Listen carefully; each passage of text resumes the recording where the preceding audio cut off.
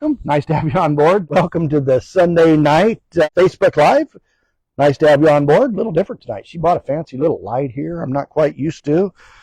Man, oh man, we're moving up in the world. Hey, it's been a great week. We've been picking cherries this week. It's been a lot of fun. A lot of things came together for us this cherry harvest, and so far it's going good. Although the rainstorms have been coming and going, and we've been out blowing off trees and putting on protectant, all the things that go along with that. But so far so good. Still picking. We're going to go back to picking some cherries tomorrow. Wednesday, was it Wednesday? No, maybe it was Wednesday or Thursday. There was an orchard tour. I posted some pictures of that on the Facebook page. WSU put on an orchard tour at a friend of mine's just down the road here, and it was a great tour. It's always nice to get off of the orchard and see what other people are doing and see what other leaders in the industry are doing. And I think it was just a couple of weeks ago I was talking on this very show about how I don't like wires in cherries, and to a large degree I don't. It's hard to farm cherries with wires. But after the tour this week, I was reminded once again of the advantages of doing that. If you can do it, and you can do it well, and learn to farm around the wires and use the wires to your advantage. I visited a system. Some of you have been asking about UFO systems, and I saw a beautiful system. Marlon's going to drop some pictures here in the comments. You can look at them. The system was a UFO system. UFO stands for Upright Fruiting Offshoots, and it's a UFO system. What that really means when they're talking about a UFO system, Marlon's going to drop a picture for you here. It'll show you the base of the tree. But basically what you have is you have a bottom wire. In this case, it had a lot of wires, but basically, as you grow those trees sideways, you put the trunk of the tree sideways, and then you grow that tree right down the wire. And you'll have shoots coming up off of that tree like this right here. And there'll be another tree over here that's planted over here. And it goes down this cordon here, and it has shoots coming off of it. And so basically, you have an entire wire of upright shoots that are spaced about, 8-10 inches apart here. And they're just a wall of fruit. This particular system was on a 12x4, so almost 1,000 trees per acre. It was fifth leaf. They were well beyond the top wire and in full production. And the third picture that Marlon's going to post here is you can see these shoots here. Every single one of these shoots were absolutely loaded with fruit. This system has been used in a lot of places. I know people in Australia that have used this system and in New Zealand, but largely it's been developed here at WSU, the research station over here in Prosser, just down the road from us. I know Dr. Whiting's been real involved in this, and I followed it for years. But the beauty of the system is you're always renewing wood. That's these offshoots right here. These are the offshoots they're talking about. And as those get too big or they get too old and you get another shoot comes in, what they'll do is they'll take those out, and they're always renewing every year. They're looking for opportunities to run new shoots. So that was really exciting. This particular system that I saw was Black Pearl, a beautiful cherry. Those are going to be ready here probably in about 10 days. Black Pearl on Gisela 12. So much fruit that it's a challenge, probably thinning some of that fruit off so that they can get big. But again, it was pretty exciting. This orchard was a smart orchard. And so if you go to the Facebook page, last Wednesday, where I did a post on this, you'll see some trees that have stickers on cherries, that has probes inside of the bark, probes in the ground, probes in the water. This is a fully smart orchard. The water is automated. The growth of the fruit is monitored and automated, and it's a pretty exciting system. Smart orchard. Some of the advantages of the UFO system is it gets better light. It's V trellis, right? So you get a lot of light down in there. Ease of harvest. Pickers just love it. You can pick a lot of fruit from the ground. Probably the first 5 wires you can pick from the ground. It's great picking, great crops, but also it lends itself to future technology like platforms and mechanization and this type of thing. So that was pretty exciting. I really enjoyed the tour. It's nice to see new systems coming into play, and it's nice to have my mind changed. It's a really good system and makes me want to do more on wires. I am doing some on wires, but also have some neighbors that are doing a real good job putting cherries on wires. The other thing that I wanted to mention is USU is getting ready to release a new cherry. I thought that was pretty exciting. It's called the R19, largely because it doesn't have a name yet, but early cherry, about the same timing as Chelan, and real sweet, good eating, good flavor, doesn't seem to split real bad, has a lot of advantages. Chelan's a good early cherry, maybe doesn't taste the best. So this R19, I'm looking forward to getting it and getting some of it in the ground. Looks like we got Colin Hale on board. Dr. Shabir Ahmad, nice to have you on board. Dafta Balakbar, nice to have you on board. And Terry Plant. Terry Plant, didn't he get biggest page contributor this week or something like that? Welcome, Terry. It's nice to have you on board tonight, and appreciate you interacting on the page as much as you do. We really appreciate that. Anyway, that's what I did this week. Also thinning a lot of apples, but with that, we're going to go ahead and get to your questions. So, Ken Carapetus says, hi, Ken from South Australia. I am an organic farmer. Is spraying gibberellic acid not natural? Oh, that's a good question. Technically, spraying gibberellic acid is not natural, but gibberellic acid is a natural occurring compound. It's grown in nature. That's where it comes from. It's Omni approved. It's organic. It's a naturally occurring plant hormone that's grown in nature. How they're able to bottle it and get it in a gallon jug, I'm not real sure, but I'm sure they culture that hormone in the laboratory and propagate it somehow. I don't know the science of that, but I do know that it is naturally occurring and it's produced by nature and it's organic and it's a wonderful product. So great question, Ken. Yes, it is. It's naturally occurring, although I guess the practice of going out and spraying it on an orchard or the practice of using it in some of the ways we do is probably not natural, but it is a natural product and it gives a natural response to the plant. So Netcheese River, he's referencing the bacterial canker video that I did this week. He says, would quaternary ammonia be too expensive? I've never used quaternary ammonia before. I know that it's a base of cleaners. If you were to go in under your kitchen sink in there and look at some of your cleaners that you use in your kitchen and your bathroom and your hand wipes, you would probably see quaternary ammonia on there. I think it's a positively charged product that attacks cell walls. Beyond that, again, I don't know the science of it. I don't know how it works, but I do suspect that some of the products that we have used are similar to what you're describing here. I've used products such as it's called Oxycom for bacterial canker before and had some success. It's a light product, I think. I've used hydrogen peroxide. I had an orchard that had bacterial canker really bad one time, and the gummosis was forming up. And in addition to spraying it with this Oxycom, which is a form of hydrogen peroxide, I would put hydrogen peroxide in a bottle, pour the gummosis off, and spray the hydrogen peroxide on there, and it would dry it up.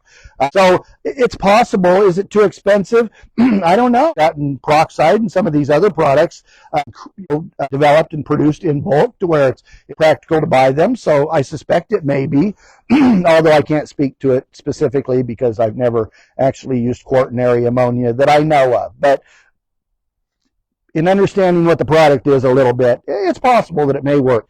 About sanitation. We'll be talking about this again in a minute, but some of these problems that we have, like bacterial canker and fire blight and Pseudomonas and some of these things, the first thing that you talk about when you're talking about cleaning those up is sanitation. So maybe.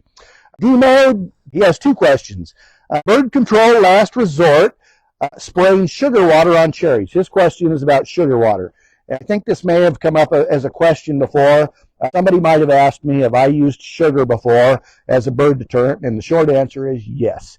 In extreme situations with certain flocks like robins and starlings, I have sprayed sugar on before. And the idea is the birds will go after the cherry and the sugar makes them sick. I don't know if it's just too much sugar, but inevitably it makes them sick and they don't want any more to do with eating cherries. I think that's how it works. It doesn't work on all birds, but as a last resort, I've done it. I don't like to do it because it's sticky and it's messy. You're asking for a rate. I don't give rates on the channel. We talk about that every week. Sorry, I don't do that, but I will give you a clue. We buy this sugar in 80-pound bags, and we spray it about 100 gallons per acre, and we use a lot of sugar. It takes a lot of sugar. So somewhere in that range, it takes a lot of sugar. I have done it, and I would do it again as last resort. I know a lot of people that do it. He had a second part to this question. Codling moth. How many pheromone traps do you add per acre? He's talking about maybe hectare, but I'm going to talk in terms per acre just because that's what I understand. We'll repost that hectare per acre model that I posted some time back. I think it's reasonable to post that every now and then. So we're always talking about the same thing. But real short, I'll give you a short answer. There's several things that we use in terms of pheromones for codling moth control. The first thing that we use is the lures. The lures go up in the canopy of the orchard, and they sometimes look like a bread tie or bread clip. There's 3 or 4 different types of these. And the idea is that you get them up above the canopy of the tree so that it creates a cloud of the orchard of this pheromone. And so it's real important that you get them real high up in the tree. How many pheromones per acre? We use them in conventional blocks because we want to cover the whole ranch. And in the conventional blocks, we use them at a rate of 200 lures per acre, 200 pheromones per acre. In organic blocks, we do 400 per acre. So you'll see them in a diamond pattern staggered throughout the block.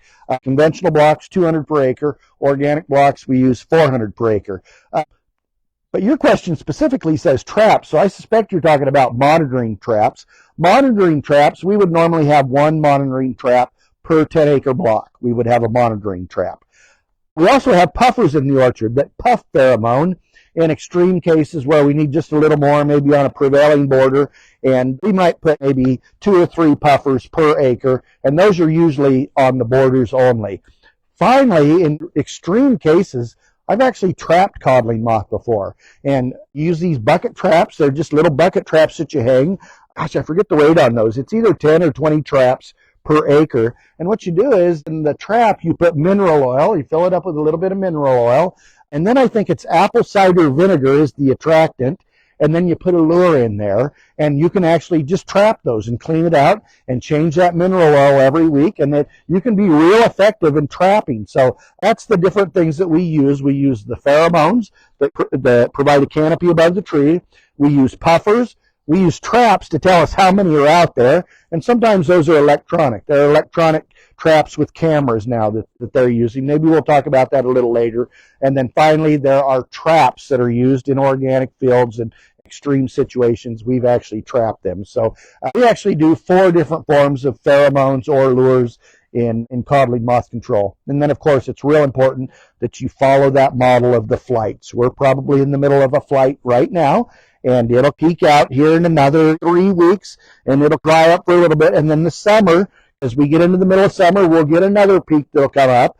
And in the last 5 years, we've had a couple of years where we've even had a 3rd flight that comes a little bit later in the fall. So we try to follow that model to know when to time our sprays and to be most effective. I hope that helps. David Tower has a question. He says, I'm a Western New York grower here. Do you do anything to push trees to get to the top wire? I know there's 100 different ways. I was just wondering if you had a preferred system. There are 100 different ways, but even in my system, there's 100 different things that you have to do, and you really have to get them all right. The most important thing, as far as I'm concerned, is whether you have 6 or 7 wires, no matter how many wires you have on this, I like to have at least 7 wires. When I plant that tree in the ground, the very first thing I want to do is tie a string all the way to the top wire. And then as that tree grows, we're going to chase that tree all the way up that wire, and every time it grows a little bit, we're going to tie it. And we're going to keep it anchored to that string all the way up. If you let that thing grow without tying it and it gets to flopping around, it'll stop growing. So the number one thing is keep that thing, put a string and keep it tied to the string all the way up the wire. My trees in my backyard behind me here, I probably tie those things once a week. I'll get up there and I'll tie those things, keep chasing them up the wire. Second thing, of course, is fertilizer. Just keep fertilizing them. If you have access to fertigation, fertigate them a couple times a week. If you don't, if you're a backyard grower, get you some Miracle Grow and mix it up and put it under there and water that in and do that a couple of times a week. But just push them with fertilizer through the growing season here in the U.S. and the Pacific Northwest. That's till about summer solstice, to middle of summer. And then I wouldn't give them any more fertilizer as you begin to head into the winter and they begin to draw reserves back down to the root system. Those are the 2 things that I'm going to give you, the 2 most important things. Get them on a string and keep them tied, and push them with fertilizer. I hope that helps. Jerome MP. Hi, Jerome. Hope you're on board tonight. It's nice to have your participation. We appreciate you. Jerome's question is, what technology tools do you think gives the highest return? Soil moisture probes, smart apply sprayers, automated traps, we just talked about that, weather stations, automated irrigation valves. I've tried a lot of tech. Some has paid off, some not so much. That's a good question. One of my goals as a leader, leading a company and an organization and a team, One of my goals as I near retirement has been to lead us into the technological age. So this is something that's close to me. It's something I put a lot of effort into. I know our organization has made the leap, and we've hired IT guys. We've hired tech guys that we can develop our own apps and have information. The amount of information that we have at our disposal is mind-boggling on a daily basis. So it's real important to track that, know what you're doing when you're thinning, to know every single day exactly how much it's costing you for that tree and for that block and costing you per acre. So having access to that technology so that what your labor output is, that's very important. But I'm going to tell you that the single piece of technology that has changed the farming industry more than anything else is, where is it at? Right here, the cell phone. When I was an up-and-coming manager, I'd just gotten out of the military, 30 years old, cell phones were just coming out, and they were the size of a giant brick. And at that time, a big orchard in those days was 200 acres, 300 acres was a good-sized commercial orchard. And a farmer, a good farmer, could manage 200 or 300 acres, but not much more than that. Whatever he could drive to, he could manage. But I'll tell you, with the invention of the cell phone, that same manager can today manage 10,000 acres just because of the cell phone. So the greatest piece of technology that's come along for farming, in my opinion, has been and continues to be the cell phone. I can turn on the wind machines and the water, and it'll tell me how much water to put on to grow my fruit to a certain size, and I can tell the weather, and I can tell everything from this little piece of technology. So the cell phone continues to be the best technology, and the apps that go along with it. Your question was a little more specific. Soil probes, I think, are a great piece of technology, whether it's the technological kind or the hand kind that I talk about. Platforms, automated platforms. We're going to automated platforms. We're putting in blocks that are suited for automation. I'm on the panel that's developing the Ames harvester, the first automated robotic harvester with AI technology. So we want to make sure that our blocks are designed in two-dimensional systems so they lend themselves to platforms and that technology. I think that's real important. We have a company that we work with called Phytech, and a lot of people around here are going to be familiar with Phytech. It's a company that provides to us apps on our telephone, which will give us access to soil temperature and soil moisture readings and frost and weather and frost reports and cold temperatures and ability to turn on wind machines and more. So we program a tech program that's specifically called Phytech, which gives us access to all of these things. Probes out in the field that are monitoring the apple, wind inversion, frost, you name it, it's on there. So that's been a great piece of technology. And I know there are different technologies that are similar to that, but we've been real happy with the Phytech technology and the people at Phytech. They do a really good job. So Jerome, there's a lot of good technology out there. Biggest bang for your buck, I would plant my blocks in a way that they're accessible for platforms and automated machinery in the future. I think that's a good first step, and then automating those blocks. I got a lot of people on tonight. Looks like Perry Fruits is on, Matt Worm's on, Ralph Papania, Vicky Tucker, Raul Corona, nice to have you on board. John White, Cinco Anderson, got a good group on board tonight. If you have any questions, just post them in the comments. And hey, while you're on there listening, if you could type in where you're from, we really enjoy seeing all the different places around the world where people are from. So if you do that, we appreciate that. Makes it fun. Lot Khan says, how to stop my apple from dropping. Boy, that's a bummer. There are specific apples that want to drop. Pears are that way. Pears have a real tendency as they get close to harvest, the stem will loosen up and they'll have a tendency to drop. Honeycrisp can do that. Specific varieties that like to do that, but it can also be climate-induced and drought-induced To answer your question, there's a product out there that's called NAA. There have been different forms over the years. I think now it's called NAA 600, used to be NAA 200. NAA, look up NAA. That's a great product. You spray that on a couple weeks before harvest, and it'll tighten up those stems and keep them tight to give you a little bit more time so you can get them picked. The other thing that I would recommend is just make sure you keep those plants hydrated so that the stems don't naturally loosen up. Derek for apples says, what parts per million N would you suggest when pushing vegetative growth on smaller trees? I would suggest fertigating, and I would suggest 10 to 15 pounds of N twice a week through fertigation. If you can't do that, I would suggest that you broadcast it wet if you can in a liquid form, but if you can't, even dry, and then watering it in twice a week. I would do that at a rate of, I know it sounds drastic, but I would do it at a rate of 100 to 150 pounds of N per season. I would just push those things until I got them to the top wire, and then I'd begin to pull it back and pull those limbs down and get that thing settled down. But when I'm pushing those things and I'm trying to get them to the top wire, I'm going to probably put on about 150 pounds of N per season on those growing plants. Eric, I hope that helps. Boss Sword says, biggest concern is bird damage and fruit set's very low. That's tough. Bird damage, you got to be vigilant. You got to stay after it. Don't let your guard down. Don't let those birds get you. You got to keep them skittish. Throw the book at them. Everything. We use cannons, lasers, balloons, reflective paper. Walk around out there. Find something that puts off a big noise. Do it all. Once again, I always say the key to good bird control is do just a little bit better job than your neighbor. Fruit set is very low. I know how hard that can be when your fruit set's low. You do everything you can. I was talking just a couple months ago about Chelan blocks and how they don't produce over 5 tons per acre no matter what you do. We've done the hydrostatic sprayers blowing pollen. We've blown pollen. We've had just full blooms, just these massive flowers, and we put in 6 hives per acre of bees. We've done everything to the sun, and I had just come to the belief that no matter what you do, Chelan's never set more than 5 tons per acre. And then this year came along, and we had the bloom. We had the perfect temperature during pollination. The weather was perfect for the bees. The bees were able to fly. The weather was perfect for the pollen to make its way down the pollen tube. Everything in the universe seemed to align and come together. And this year in Chelan's, for the first time in my entire life, we picked 9.5 tons per acre on Chelan's. So it can be done.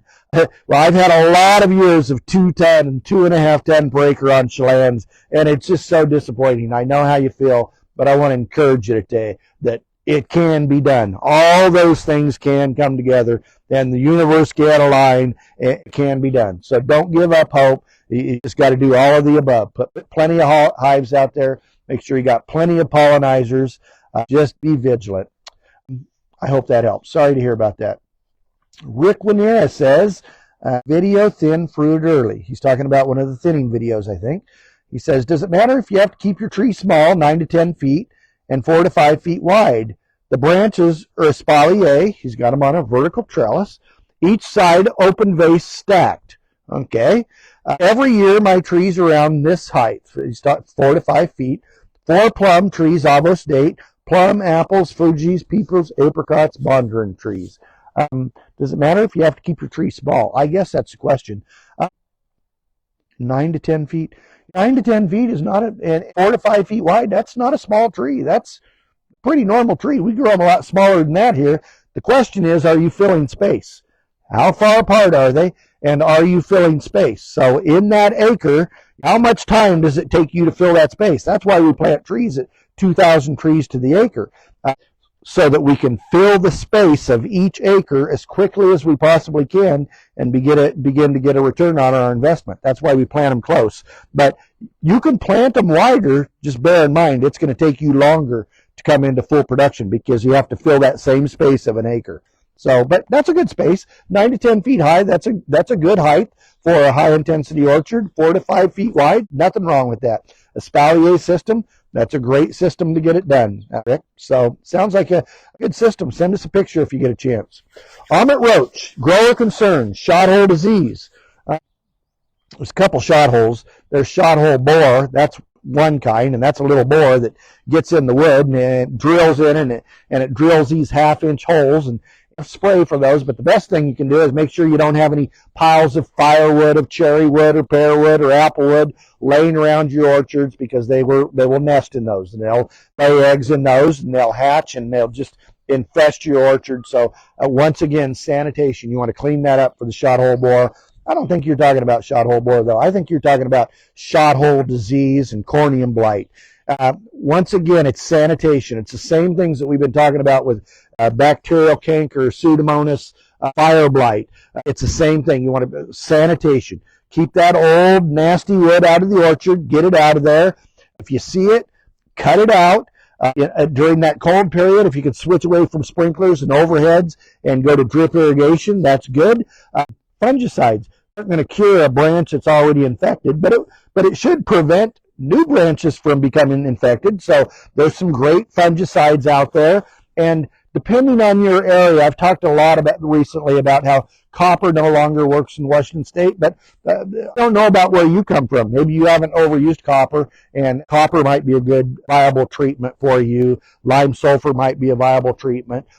I don't know about cassumin, but I suspect that maybe cassumin would be a treatment. So two different types of shot hole bore on one side, sanitation, keep that old wood out of the orchard. You can spray for those in the dormant season, but I think you're probably talking about corneum blight or shot hole disease. So fungicides and sanitation. Leishon Rex, grower concern. How do I prevent bird damage? I just talked about that. I'm not going to go back into it again, but all of the above. Do everything. A Sheikh Mohammed Abast. Some of my plants after sprout getting stressed day by day. What is the treatment? Getting stressed day by day. I'm not real sure. I don't have a good handle on what's wrong with them. But nutrition, check the soil, take a soil sample, see what's going on with your soil, and keep them hydrated. Hold them at 80% of soil moisture capacity. Don't drain the water out of your soil moisture capacity and then refill it. Keep it at 80% or as close to that as you possibly can. Don't let it become stressed. If your trees are getting stressed every day in the afternoon, it sounds like that might be a irrigation issue, but it's hard to say. I can't really say. Cotton Dalton, do apple trees take any calcium during the year by spraying it on, like midsummer? Yes. This is just the way I do it. It's just my opinion. I always like to do calcium in dry fertilizer in the dormant season. I'll have some calcium in that, usually 100 pounds of Calpril or some gypsum or something like that. We've talked about that a little bit. I really like to inject calcium from about full bloom on varieties that need calcium. In an area where you need calcium, I like to pump on a good calcium through the fertigation. And I'll do that 40 to 45 days after full bloom. And then the transport changes through the phloem. It's no longer effective anymore. Then you have to switch to a foliar calcium, which is what you're talking about. So yes, about 45 days after full bloom, I'll switch over to a foliar. I used to do those religiously every 2 weeks. I don't do that anymore because the more I've learned about the calcium and the more I've tracked it, the more I've come to understand that it really only works if you land it on the target. Like if you get that calcium right on the apple, it'll absorb it. But the idea that you're going to spray that calcium on that leaf and it's going to make its way into that apple at that time of the year, I don't think that's happening. I don't think the calcium moves like that. I think you got to get it right on that apple. So the point is, yes, if I'm going into the orchard to do a pass and calcium is compatible with that, I will put calcium in the tank, in the foliar, right up almost to harvest. So I hope that helps, Cotton. Piyush Fista, I'm from Shimla, India. We got a lot of people from India, and this place happens to be at 5,600 feet elevation. That's pretty high. Our old trees, 25 years old, Royal Red Delicious, are not giving any production from the last 5 years. I want to replant. I have M9 and M11. What would you suggest to plant next year to maximize production and quality? Well, I don't know what variety I would plant, to be quite honest with you. It's whatever variety you can sell, and I think just about any variety is going to grow well on the M9, M111 at that altitude. That sounds like a good altitude. My question, I guess, is in my mind is, if you're going to keep the same spacing, have you considered grafting? You have this 25-year-old tree, you have this big root system, right? And you can graft. We've done this on these big trees. You can graft 6 or 8 sticks on those and weave those together and get that. Then you got some horsepower into that root, and you can get that tree back into production pretty quickly. On a big root like that, 2-3 years, you can get that tree producing fruit again. So consider grafting. That if you want to get in production the quickest, that would be the way to do it. Is whatever variety you're thinking, Gala or whatever, you can grow it at that elevation. 5,600 feet, that might be a great place to grow a Honeycrisp. They love high elevation, but I don't know what variety would be best for you. But M9, M11 sounds like a good root. M11, that's a strong root, so it should grow well. So consider grafting. That would be my advice. Might be a good way to get those back into production if you're going to keep that same spacing.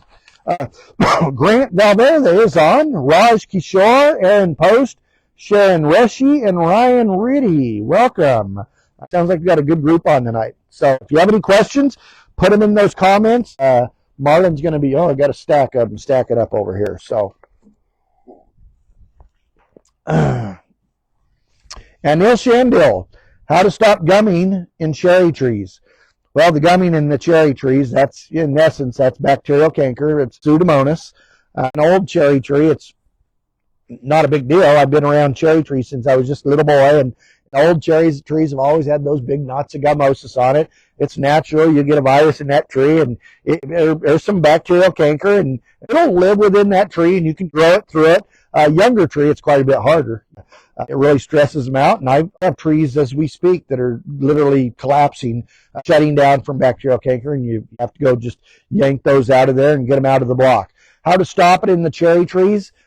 Sanitation. Like I just said, if you got one that's collapsing, get it out of the block. If you see it forming on the tips, you'll see it form as a form of shepherd's crook. That branch will bend over. We just put a video on last week about how to identify that. Go in there and cut low. Go down to an intersection of a limb. When I talk about an intersection of a limb, that's like where a limb grows off. Go all the way down to the intersection and remove that limb and take it out of there. There are products that you can use depending on your area. If copper still works in your area, copper could be effective for you. Here in our area in Washington State, we've got lime sulfur and a good product called Casumin that you can use. So there are products that you can use.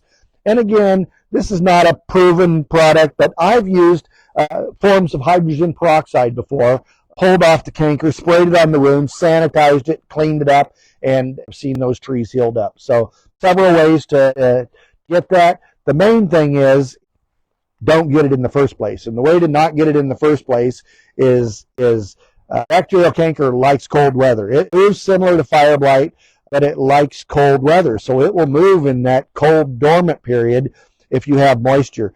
So what we're going to do moving forward, we're going to make sure we prune our cherries first. We're going to prune them very first, right out of the gate, before we have any moisture while those trees are dormant. And we're going to avoid pruning those later during the wet season because they don't like that moisture. So sanitation, lime sulfur, and keep it cut out of there. Frankie Lopez Sapero says, he's referencing a video on apple pruning, and he says, when you say 7 wires, what is the spacing of the wires? The spacing of the wires is 18 inches apart. So what I will do, can you turn that camera over here for me, Marlon? This is here's our post, and I want 7 wires, so there's 7 wires, right, so on. The first wire is going to be 18 inches off the ground, and that will have branches on it, but it'll also have my drip line on it.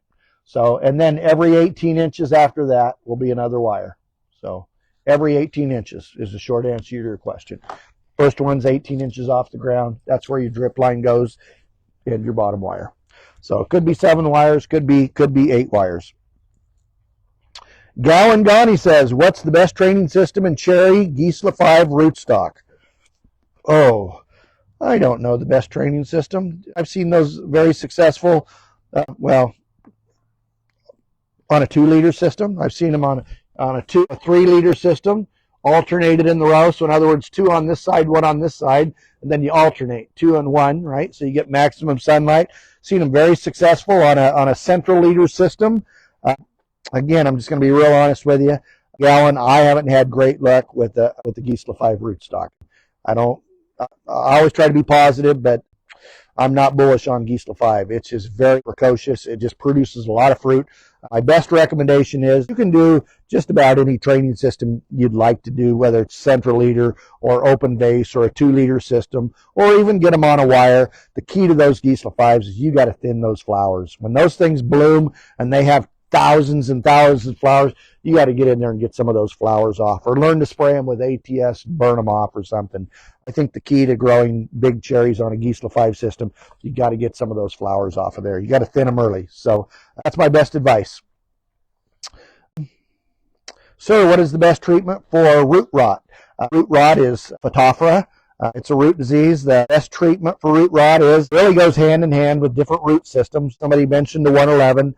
That can be susceptible to Phytophthora. 106 can be susceptible. So trying to get a rootstock that's not susceptible is very important.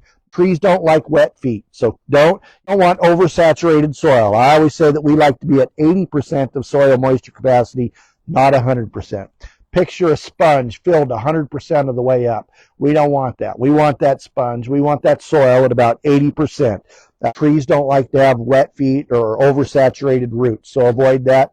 The treatment, there are a couple of products out there. One of them is called Linebacker. One of them is called Ridamil. I think there are a couple others. Very expensive treatments. We do have areas where we have cases of Phytophthora or collar rot, and we do have to treat those 2 or 3 times a year. So Linebacker or Ridamil would be my recommendation. Yasir Nabi says, how to increase size at walnut stage of Gala apples. At walnut stage. So he's wondering how to increase the size when that apple is about that big around. Well, it's a good question. I think by the time that apple gets that big around, it's already decided how big it's going to be. That's my honest answer. And the only thing you can do is deduct from it its given size potential at that point. That's a long way of saying you got to thin those apples early. If you want to have big galas, you got to get out there and you thin them early. That's the key to having big galas. Whether you thin the flowers or whether you get out there and you chemical thin or you blossom thin, you got to get some of that fruit off of there real early. Beyond that, there are a couple things that you can do. One of the chemical thinners that's available to us, or the conventional type thinners that's available to us for galas, is a product called Maxell. We've used galas on pears and used Maxell on pears, and we've used it quite a bit on galas. And not only will it thin the fruit, but it'll also increase fruit size. So Maxell is a product that you can use, and Promelin. We've used Promelin before on galas to increase fruit size. But once you get that thing walnut size, it's almost too late. You have to be doing this early. The Maxell and the Promelin, those go on full bloom, 80% timing. So it happens really early. By the time that thing gets walnut size, you've probably done everything that you can do except proper water management. Luke Grezorikik, I know I didn't say that right. Plum twin fruits. Any idea how to avoid such amount of twin plums? Huge amount this year will all go to ground. That's a real bummer. I've grown plums in the past. I don't have any right now. I just haven't been able to make any money on them, doggone it. But I do love growing plums and prunes. It's a stone fruit. We struggle with this same problem in cherries and different varieties of cherries. And what happens is there's just too much heat during that period at cell division, and it creates abnormalities in the form of sutures or doubles. And that's what you're talking about here. What to do about it? At that period of cell division, that highest peak of the summer, we'll spray a product called Surround. It's a kaolin type powdery white product. We'll spray that on the tree, and it helps keep those cooled down. It keeps those buds, those little cells cooled down just a little bit. Keeps those buds, those little cells cooled down just a little bit. You can turn on the under trees on an extremely hot day and cool the block down. But could be a shade cloth. We have some shade cloths. Could be cooling sprinklers, a cooling sprinkler that use misters or something. But just cooling that plant down during cell division, we've had success using Surround a couple of times in just the heat of the summer. Whew, that was a lot. I got through all of them there, honey. So what do you got for me? You got some more? Okay, we've got a few more here. So, okay, Guadalupe Martinez is on board. Nice to have you on board, Guadalupe. Louise Broder, Justin Kolaric, Carlos Perez, Bog Hearn is on board. Shangri-La Farms. I think I've heard of that before. That sounds really cool. Nice to have you on board. Welcome. Thanks for joining us. If you have any questions, please just post them in the comments. Raul Corona says, I have 23 acres of new honeys graft, and I think this is the perfect weather for mildew. You think it's a good time to spray to prevent weight into mildew? Yes, absolutely, Raul. I would definitely be spraying for mildew. And the fact of the year, during this time of the year, where you have those cool periods, I would be on a calendar program. Depending on your pressure, it could be as close as 7 days, but for sure, somewhere between 7 and 14 days, you should be on a calendar program of going back in with a mildew spray, especially new honey grafts. Absolutely. I would definitely be going on with mildew sprays right now. Cinco Anderson, Have you done vision systems for cherry to estimate crop load? I haven't done that. We played around with a lot of vision systems, and we're going to keep working on vision systems. Right now, we have a team of what we call scouts that actually go out there and, like, if we thin, we go count buds. If we prune, we go count buds. And we have a living, breathing program that we enter those into, so that our packing shed and our storage facility, they always know how much fruit is out there on the tree. We track that through the entire year. But you're talking about vision systems. You're talking about a system that you can mount on a four-wheeler or a tractor, anything that's making a pass up and down the road that can count, that can look inside with LiDAR technology or whatever and look into that tree and monitor that fruit. We've tried 2 or 3 of those different companies and different systems, and we're continuing to work with the university on systems, but the technology is just not quite there yet. We've counted and we've done the trips through with the four-wheelers, and our counts have always been a little bit closer because it's hard for it to look back behind the foliage and see that fruit hiding back there behind the canopy, especially on a V trellis system. Does a lot better on a vertical trellis system. It's getting pretty close, but anytime it has to look back up inside the tree, it really struggles. But I know that every day people are continuing to work with that technology. They're adding AI to that technology. And I know in the course of the next 5 years, it's probably going to be there. So I'm going to keep with it and keep trying different technologies. And we're talking to a doctor at the university now about mounting that technology on a drone and going above the trees and doing it from a drone. So they're going to get it. I have confidence. Cinco Anderson, would you recommend another rate of N per week on a cosmic graft? On a cosmic graft, I wonder how big that graft is. I wonder how big that root system is, that trunk is. Could be that you have a lot of horsepower. I don't know how big your root is and how big that graft is, but if you got a lot of horsepower, it could be that you don't need as much. But I tell you what, I'd push it. I'd push that tree. I'd push that thing till the fringes of the leaves start to burn, until I get that thing to the top wire, and then I'd worry about pulling the end back and settling it down. This UFO system that I went out and visited my buddy this week, it was all the way to the top wire, and I asked him, how much N are you going to put on that thing this year? He said, I'm not putting any N on this. It's the 5th year. It's in full production. See, once you get to that point, you spend the next 2 or 3 years trying to settle that tree down, right? It'll tend to have real big fruit in those early years, and it'll be ununiform. But once you get it to the top wire, then you begin to pull that end back, pull those limbs down, and you settle that tree down. And it'll take it 2 or 3 years to settle down and come into its own. But I think I would just keep the gas pedal to the ground until I get the space filled. That's the name of the game. If I'm trying to do high intensity, high production, the name of the game is to fill space. So keep the pedal down. That's my recommendation. But maybe you don't have to if you have a big root and it's on a big graft. So Raj Kishore Thakur. I want to get that right. He's from Himachal Pradesh, India. Hilly terrain, steep hills. We've got some of those around here. We've been facing phytophthora and replantation issues and decreasing production and alternate bearing, increasing labor costs. If we plant a new orchard, which rootstock would you suggest? Should we import plants or import rootstock and develop here?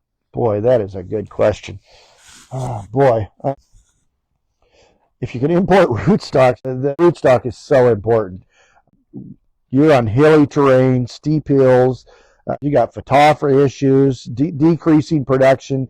Boy, it'd be sure nice if you can get a good Geneva rootstock. Sure like to see you get sounds like for your area and your soil and those hills, gosh, if you get your hands on a Geneva 890 or Geneva 969, boy, that sounds like that would do you a lot of good. I'm surprised about the phytophthora on the hills. Usually that would drain really well, but I don't know what the water situation is there.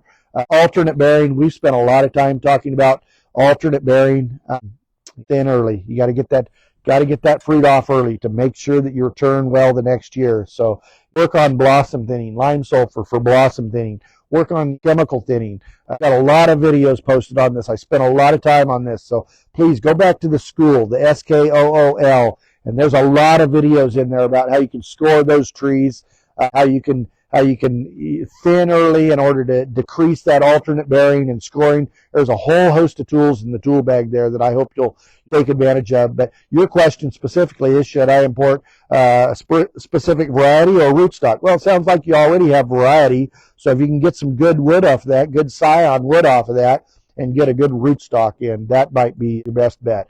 If I was you and I was going to replant, I always suggest that you fumigate. You don't want to start all over again with all that phytophthora and all those nematodes and all that nasty stuff in your soil. You want to find a way to fumigate. Even if you have to do it tree by tree, fumigate those and get those trees off to a good start.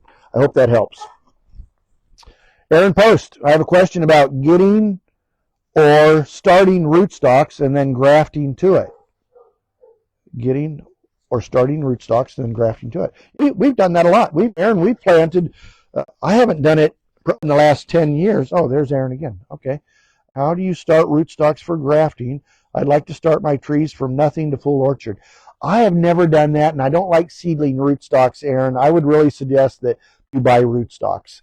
Find out what rootstock you need and then buy a root. Now, one way you can do it from start to finish on your own, haven't done this in about the last 10 years, but I used to do a lot of it, is just buy the rootstocks and then bud on top of those, or graft on top of those, and then grow it yourself. Get a bamboo in the ground, get a grow tube around that thing, and grow it yourself. You can do that. I see people out here do it all the time. It's labor intensive, and it costs you an extra year, but that tree's going to be growing for a year in the nursery, and let's face it, it's not cheap buying trees anymore. Tree used to be $7. Those days are long gone. It's expensive. So my recommendation for you, if you was going to do it from start to finish, start with a good root. You really want to get a good Geneva rootstock. Get yourself a good root. I'm not sure what the root, because I don't know what your soil is here. But I would, if I could, I would get a Geneva rootstock. If you have a real heavy soil, something a little stronger like a 969 or an 890. But if you have a sandy, loamy, real strong soil, you might want something like a Geneva 11 or Geneva 41. But I would, if I was going to do it from start to finish on my own, I would probably buy the rootstocks, put them in the ground, and bud them, and just grow them up from a bud. That's a great way to do that. So it can be done lots of times, but I will warn you, it's labor intensive. You have to stay on top of that. Okay, we got a couple more. Shari K. Reshi from Jammu, Kashmir, India. We got a lot of folks from around that area there, so it's nice to have you on board. How to control vigor in HDP apples. HDP, what is that, honey? HDP apple trees. Well, they're apple trees, we know that. As all the fruit buds are getting converted into water shoots, and when to cut those water shoots. Okay. Again, got a lot of videos on this. I would encourage you to look at that school where we put the long version of all those little short videos, and we've talked a lot about this. What you have here is a tree. It wants to be vegetative, or it wants to set fruit buds. It really, key is finding that balance in between, where you're getting new growth every year, but not excessive growth, not water sprouts, not giant suckers, right? Little shoots, little darts, right? So you don't want excessive growth. And you want fruit buds. You're not out there to grow wood. We don't get paid for growing wood. We get paid for growing fruit. So there's a couple things you can do. If you have a tip-bearing branch, you can pull that branch down, and it will set fruit buds along that branch. That's why on our systems, the very first thing we do, if those branches are growing upright, we pull those branches down. And when we do, that sap will flow down, and it will take that energy that it was expending into that growth, and it will use that energy into converting those fruit buds, and it will begin to set fruit. So pull those branches down. One thing that you can do, considering you're already growing, you're off to a start and you're growing, but India, I'll tell you what we would do here is, instead of dormant pruning those trees when they're in the dormant season, when they don't have their leaves, we would do it in the growing season. We would do that around summer solstice, where it's a de-invigorating cut. So find that time of the year in Kashmir, India, where it's not an invigorating cut like in the dormant. Because when you do a cut in the dormant and you cut a 1-year-old limb, you encourage it and it just wants to grow. That water sprout will continue to grow. But if you come back after summer solstice, and make a or a de-invigorating cut, you can slow those trees down, and you won't get so many of those water sprouts growing. But beyond that, you're going to have to pull those limbs down. Consider scoring that tree and thin early. You got to get out of that alternate bearing. Larry Benchowski is on board. Nice to have you, Larry. Cotton Dalton is on board. I think we just read one of his questions a while ago. Larry Glenda, Bringhurst is on board. Sandeep Shendel, Absar Altaf, Francisco Gomez, Eliane Garcia. It's nice to have you on board. Thanks for joining us. If you have a question, go ahead and post it in the comments there. What do you suggest to enhance color in galas? This is Shangri-La Farms. Boy, that's a good question. The very first thing that I like to do to enhance color in galas is, if it's conventional block, I like to use Apogee. I talked about Apogee last week. It's a great product. It's also called ProHex. You can buy it commercially. And as the fruit begins to grow on the wire, you spray Apogee, and it keeps those shoots real short, so you don't get those long suckers growing up into your windows on the trellis. So I use Apogee, and that really helps for color. That's one thing you can do. Getting out there 3 weeks before harvest and laying down mylar or reflective paper or Extende. We use Extende, and getting that down so the light reflects back up into the tree. We do that. Really helps. If it's not too hot, one of the things we started doing last year is we bought a de-leafer. So we'll drive down the row a week before harvest or 10 days before harvest. We'll blow all the leaves off of the trees so that it will get color. The very best and the most practical thing you can do to get good color on galas is to thin them correctly and space them when you thin them so that each apple is getting plenty of light. And as you thin, be conscious of where that apple is and try to leave the apples that are on the outside exposed to the sun. So the very best thing you can do for color in galas starts with thinning, but it also involves several other things such as mylar reflective paper or Extende, blowing leaves if you can. And some people have actually used potassium, different foliars to enhance color. I've never had great luck with that. Some people swear by it. Akron Sharma Orchards, G-Series rootstock. I'm not sure what the question is there. G-Series rootstock. I suspect he's talking about Geneva Series rootstock. We spent a lot of time talking about those. Geneva 11, Geneva 41. Got quite a few of those, and we spent a lot of time. There's a lot of videos about those. The stronger side of that we just talked about would be Geneva 969, Geneva 890. Arun, if you have a specific question about those rootstocks, I'd be happy to answer them for you. Sharik Reshi, can you please answer the question from the comment section too? I did those. They're the ones that I went over at the beginning, so I hope I didn't miss something there. If I missed something, let us know. But what I try to do is during the week, of course I'm really busy, but during the week, if I get 5 minutes and have time, I'll try to answer a couple of questions. And so through the week, I try to answer as many as I can as practical, but I'm pretty busy. I'm a full-time general manager of orchards, and I'm a pastor. I preach every Sunday, and with my wife's help, we manage this page. So I'm a pretty busy guy, but I do try to answer the questions throughout the week. But the ones that I can't get to, generally, those are the ones when we start out at 6 o'clock.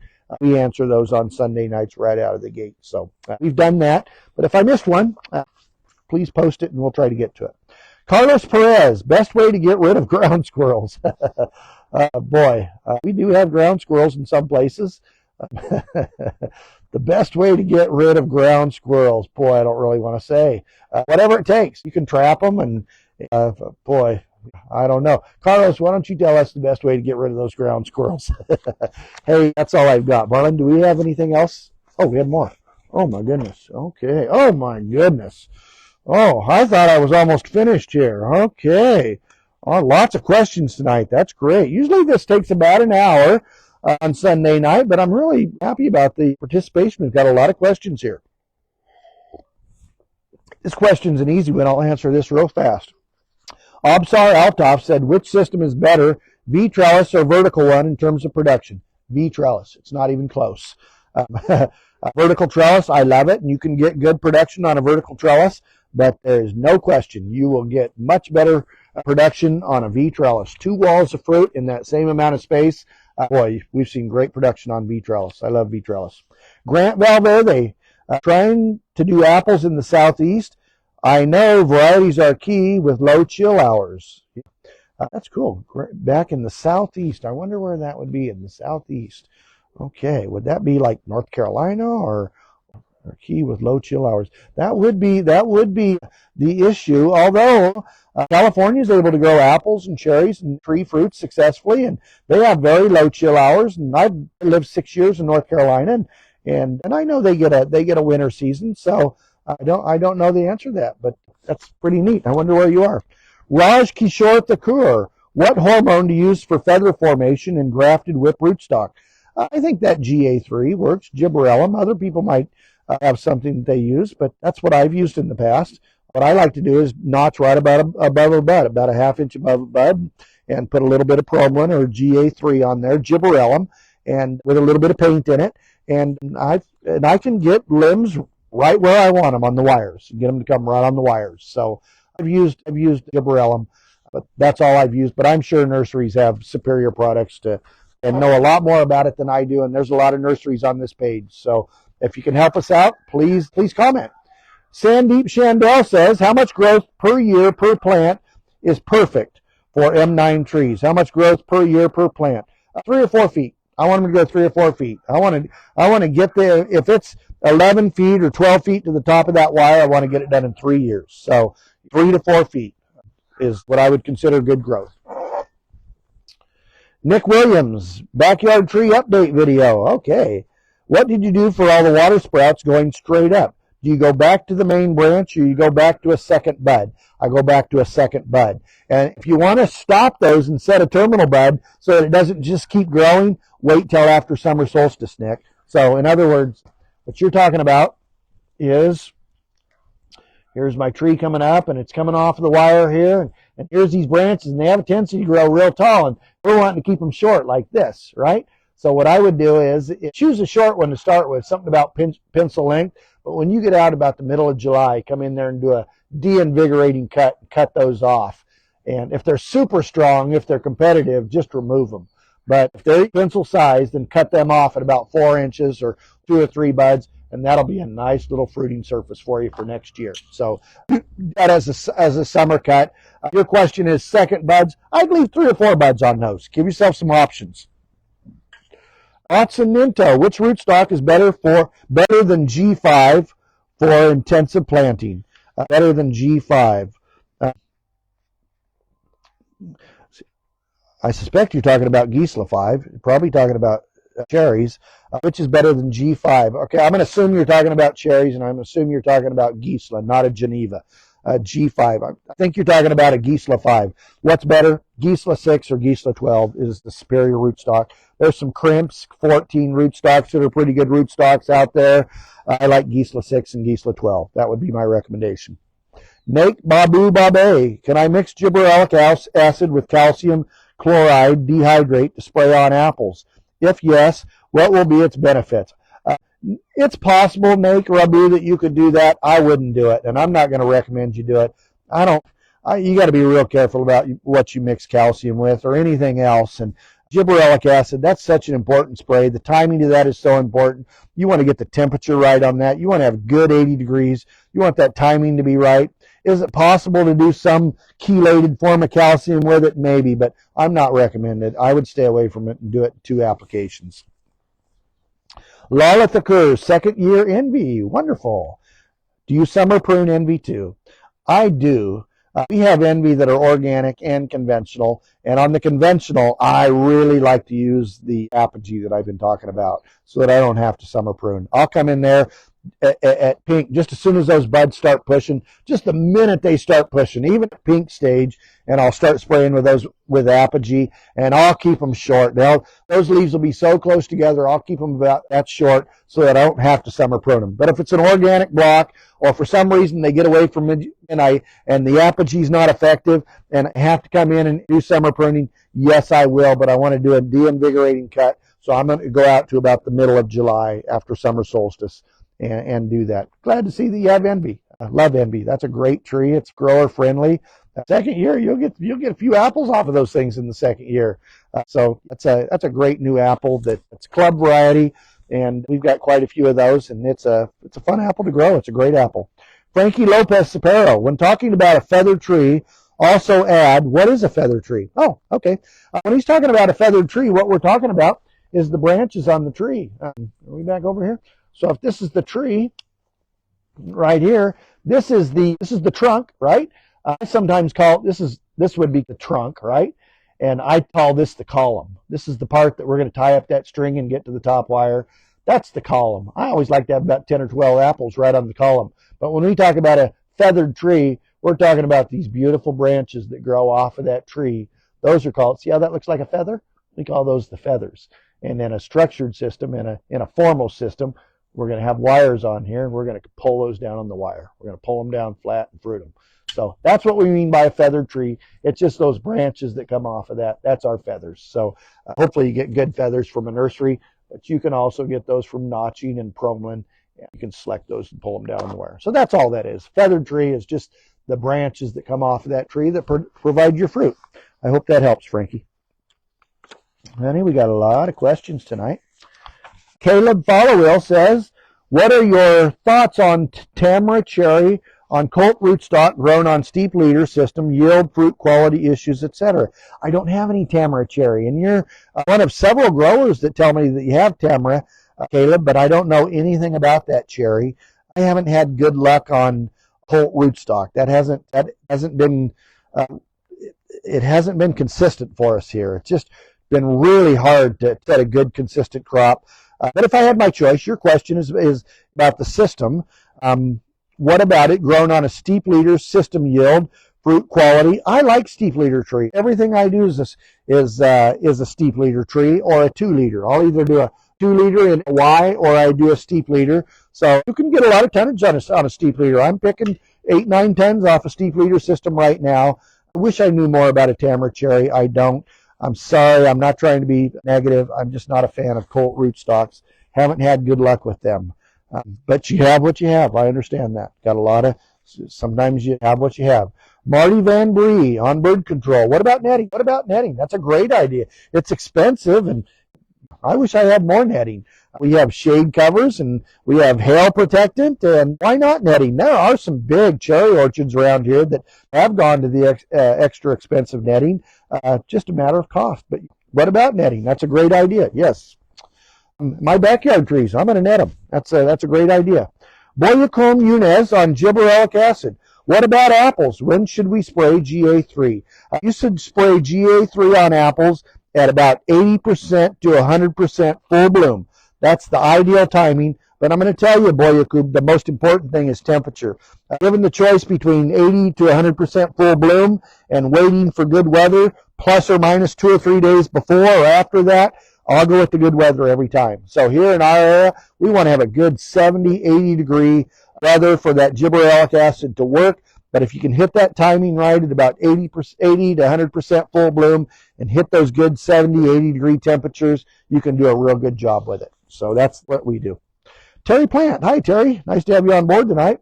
On gibberellic acid, I had a guy tell me that if I spray the flower of grapes, I'd get bigger grapes because it would thin the cluster. Sadly, I didn't get any grapes that year after I sprayed.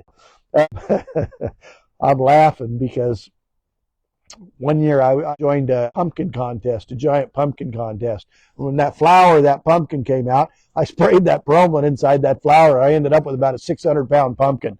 It was warped and morphed. It was the ugliest thing you ever saw. But I don't know if it was the GA that did it or not. But I suspect it had something to do with it. I've never tried gibberellic acid on grapes, and now I know. Now we both know that it will have a thinning effect. It thinned the cluster. So sorry to hear that, Terry, but thanks for sharing it with us. Now we all know. We do have grapes. Munib Rashid. My 19-year-old Red Delicious has flowers every year, but very low fruit set. Should I go for double per sprays on grafting pollination branches in traditional apple orchards? Should I go for double per sprays on grafting pollination in traditional apple trees after petal pull? Hardly few fruits developed. Yeah, we do that. What's that, Eddie? Double PGR. Double PGR. Oh. What we have done in incidents like that where we felt like we don't have enough pollen is we'll go in there and grab a branch and graft on another pollinator branch. You're asking about PGRs. I don't know about that. I do know on Red Delicious, I had a Red Delicious block about 10 years ago that was 100 bins per acre every single year. Then it froze out one year, and then it wouldn't set a crop.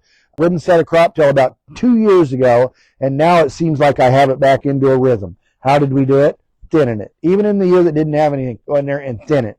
Thin it hard, thin it early, go in there and knock that fruit off of it and get it back into that cycle of production. So that's my best advice on a red delicious tree. I proved to myself that you can get it back into a cycle. You just have to be real aggressive and thin them early. Rihan Farouk, Shanab Agro. I'd like to request your guidance in recommending some good books to improve my knowledge and skills in apple cultivation. Well, I've recommended that book by Bruce Barrett, Intensive Orchard Management. That's one I would recommend. I'll come up with a couple other books to recommend. I've got a whole bookshelf full in. My biggest problem is a couple of years ago, I decided I was going to pass on my large collection of books to my managers that I'm trying to mentor, and I gave away most of my books a couple of years ago, but I have some good ones that I would recommend. But keep following the page. Keep following the page and watching the videos. That's why we do this. We're trying to share that knowledge with you. Sasklain, Mushtak, Kuldeep Kanwar, Thakur, Papu James, Louis Caballos, Nitish Quinteta. It's nice to have you on board. I've got a big group tonight. Justin Koleric, I need another foot of growth out of my trees. Do I pull off all the blossoms on the top? Yep. Honeycrisp on M9337. I got a lot of those. Picture leader close to top wire. Do I pull off all the blossoms on the top? Absolutely. That top leader, when you're trying to grow that leader, you're almost to the top, so that means you're in your production. I don't know if you're a fourth or fifth leaf, but you're struggling to get that leader just to that top feet.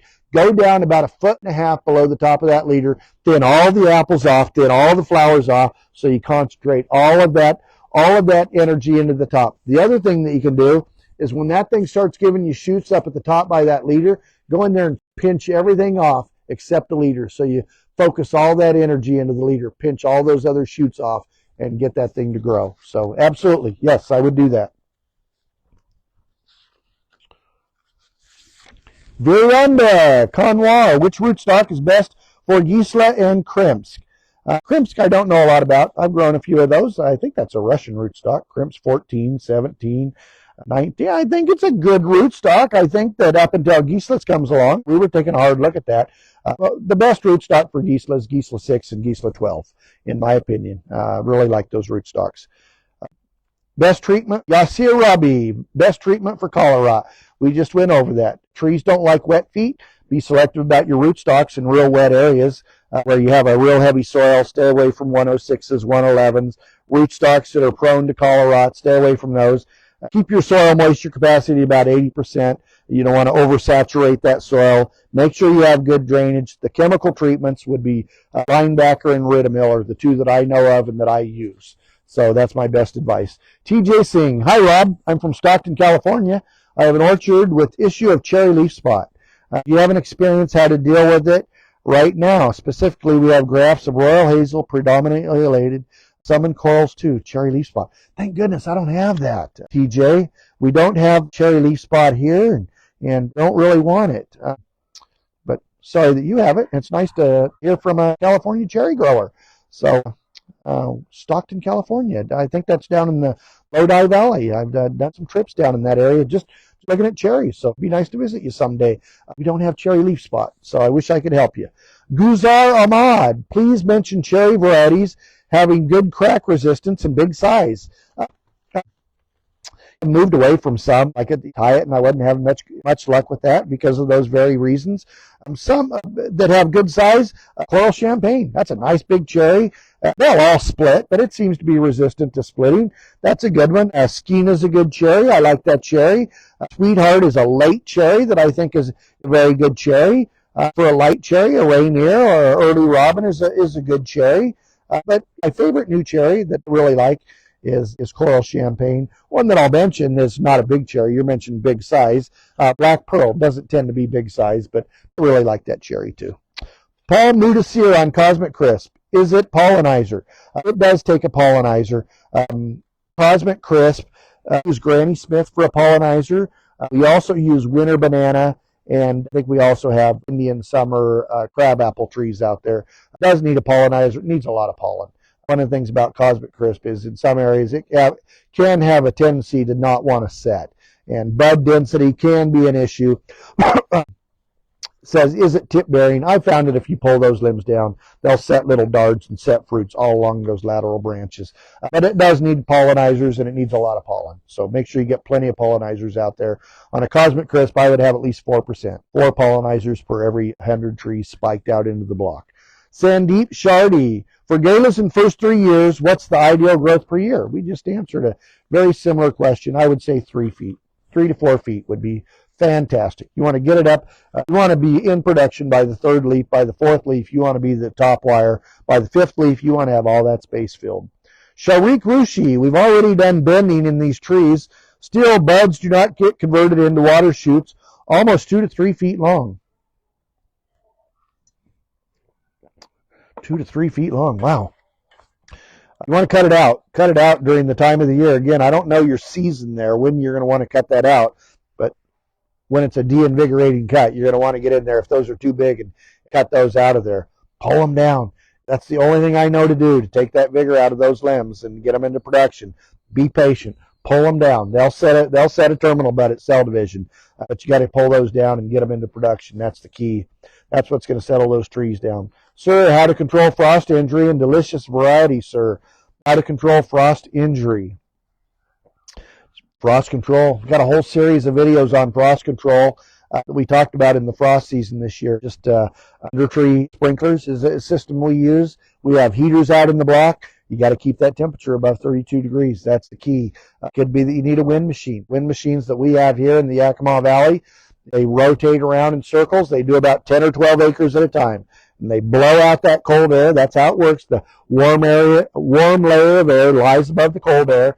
The cold layer that's on the ground that freezes the trees, and when that wind machine blows around, it blows out the cold air, and that warm air drops, and it keeps doing that, keeps spinning around all night. That's how that works. So the way we do it is water, heat off that water, give you kinetic energy, and actually heat those buds a little bit. Wind machines is how I know to do it. Luis Sabalos, hi, what type of fertilizer can I use for my cherry tree?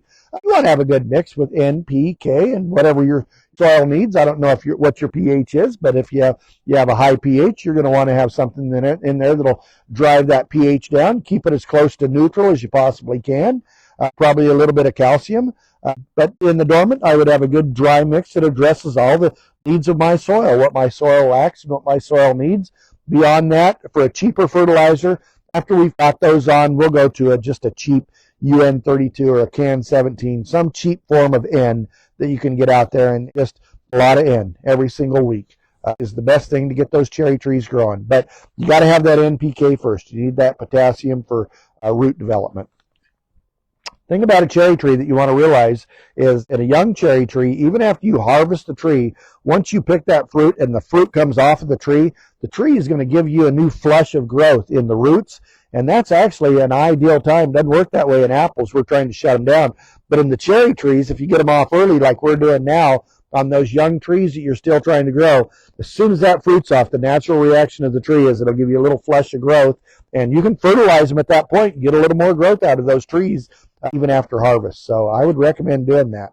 On a full-grown tree, you don't want to do that. On a full-grown tree that you don't need to keep adding fertilizer to, I always like to, this is a tree that's already filled its space. After I pick those trees so that I don't get that new flush of growth, I will shut that tree down. I'll stress it out. I'll pull the water away from that tree and stress it out until it stops growing and it does what we call it checks off. And when it checks off, it'll stop growing. It'll set a little terminal bud right on the end, and that's what you want. So on those big trees that you're not trying to grow, you're going to try to pull the water away from them and stress them out right after harvest. Shut them down so you don't get that extra flush of growth.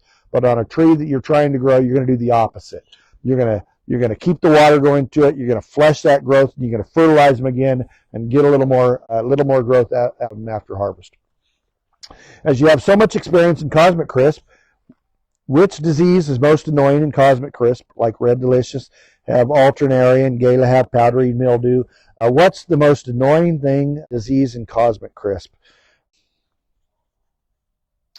I've seen them with green spot, but it hasn't been bad. When the apple gets about this big and it's cold out, you have to protect them because they're very sensitive and they can freeze and they can rust around the whole apple. Lost 20, 30 acres to that last year, so they're sensitive to that. Beyond that, I haven't seen much in the way of Cosmic Crisp. But they're not real prone to bitter pit. They're not real prone to internal problems. They're not real prone to green spot. I've seen a little bit of in there. Not really a lot. I would say maybe the biggest thing is mildew. They can have low bud density if you're not careful. One of the things that contributes to that is mildew. So probably the biggest thing would be mildew, staying on top of the mildew program. Great apple, though. I love Cosmic Crisp. Salty Dog, 1488, is following from YouTube. He says, is there a way to safely prune fruit trees like apple, pear, peaches during summer months? You can. Just bear in mind that when you do that, it's de-invigorating. So you're gonna slow that tree and shut that tree down. So instead of that tree continuing to grow, you're going to stress it out. And you're going to stunt it. It's probably going to stop growing. But sometimes we do that very strategically and very intentionally. We want to summer prune. So yes, you can absolutely safely prune trees, and the further you get away from summer solstice, it's really no problem. You can get in there and prune those trees about any time. Rajat Mokta, why does Gala apple show regression? How serious is this problem? What causes it? Excess nitrogen or other factors? And what are the best management solutions? I think what you're talking about here is reversion, and it can happen in specific sports of galas.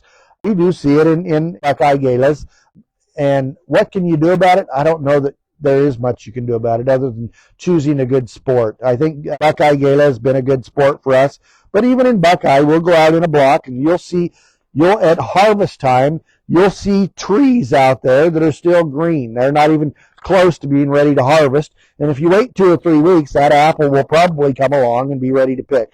So what is it? It's an apple that's reverted to its original sport, whatever that might have been, to its original strain. What do you do about it? What we do is we go out in those blocks when it starts to become too big a problem. During harvest time, we flag the trees that have the very best apples, the best color that we know is that given Gala sport. We flag those. We leave those flags on there until winter time.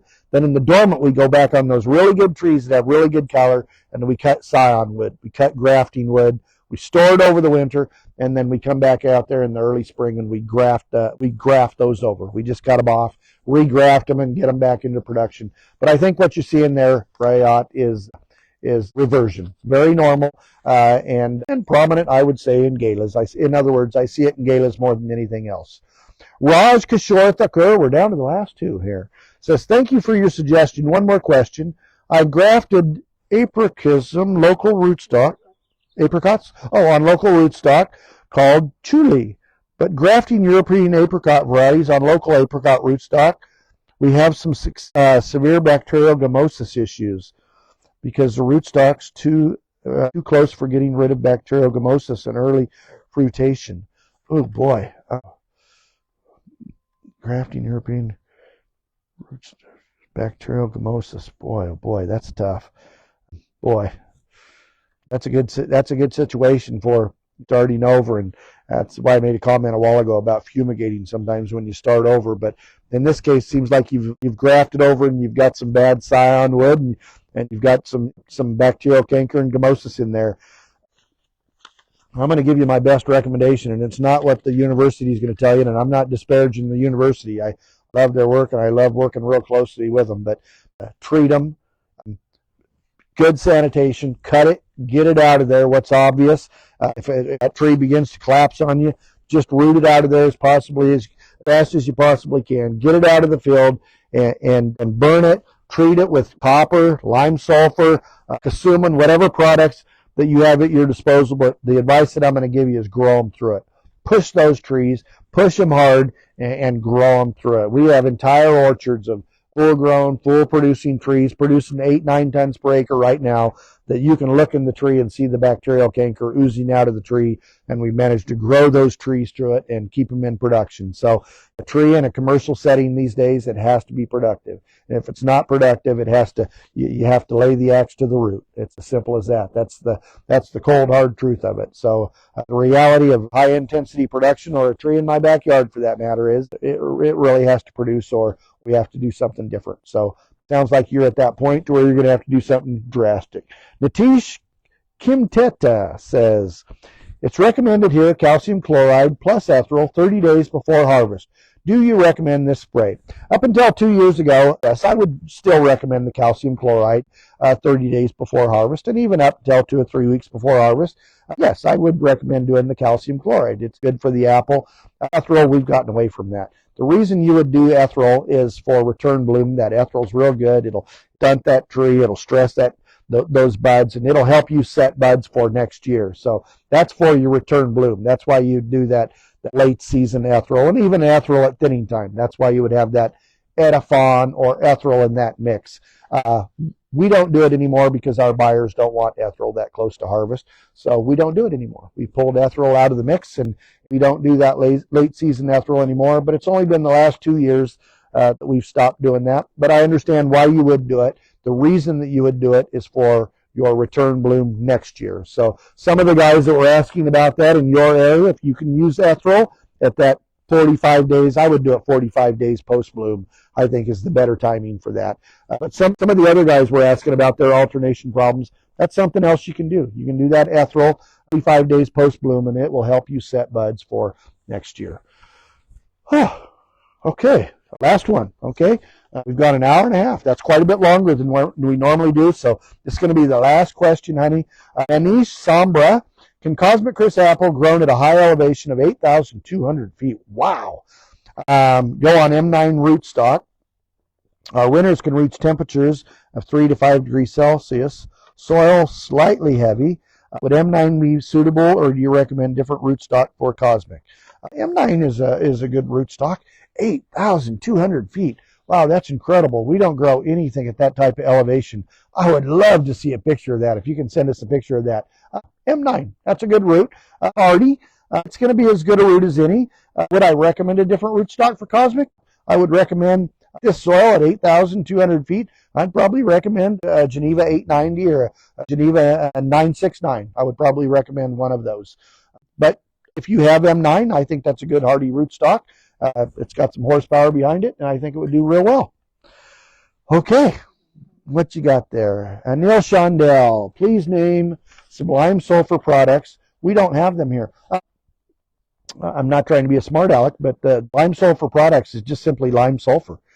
That's what it is. It's lime sulfur. It's mined, and we buy it in big 150-gallon cage tanks, and it's lime sulfur. That stuff that smells like rotten eggs that your dad was using 100 years ago, it's still the same stuff. So it's a mined product. It's actually sulfur. It's lime sulfur. So I don't really have a product name. We just simply call it lime sulfur. We don't have them here. I'm surprised you don't have that there. Boy, any chemical company should be able to get you lime sulfur. That's a very common product. So I'm real surprised you don't have it there. If you don't have lime sulfur, I'm not sure what the treatment is, but maybe look into copper if you can get that. So I hope that helps you, Neil. That's all we have.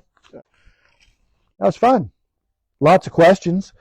Thanks for following. Appreciate it. If you click that follow button, that subscribe button, that really helps. I think we grew by 1,000 people this week. So it's nice to have everyone on board. Nice to have you following. Please continue to send those pictures of your ranches. We want to know what you're farming and where you're farming. We enjoy the interaction. I want to thank my wife, Marlon, for managing this page and for doing all the editing and the reels and all the work that goes into that. And I want to thank you for joining us here every Sunday for this Facebook, YouTube Live. With that, I've got a lot of work to do. I got to get out there in the morning and find some more cherries to pick. So with that, we'll see you out there. Alan, welcome. It's nice to have you on board. Good night.